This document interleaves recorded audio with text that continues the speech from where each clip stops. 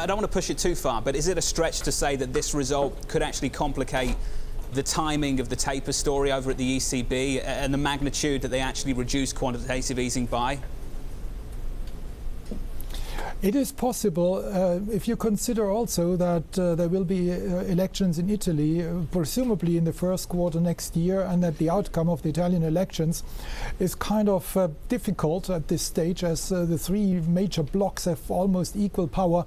This could create some nervousness in the market, and I think the idea of Mr. Juncker in Brussels, or Mr. Macron, who will spell out his ideas tomorrow, was to strengthen the euro architecture for such a situation at a time when the ECB is intent to withdraw itself from the market.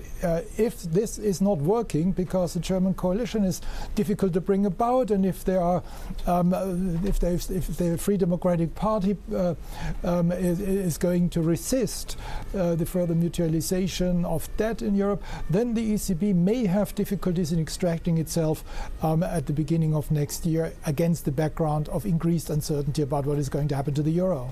Vassili, we've seen this play out in the FX market. If you take a look at this chart, this is JP Morgan's FX vol versus volatility for equities, and you can see it's at the highest level that we've seen since February.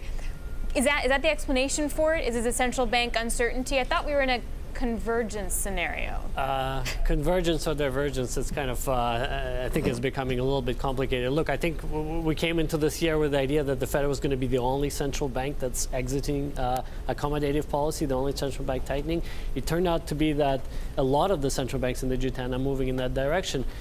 You know, you could say the ECB is partly moving because of the asset scarcity issue, but it is moving towards tighter policy, and I think that's what's causing this volatility. And on top of that, I think if there's one strategy that sort of worked in the G10 market, is buy vol before elections, right? 5-10 years ago, we didn't used to care about G10 elections at all. Now it seems from US to Germany to New Zealand, buy vol ahead of the elections.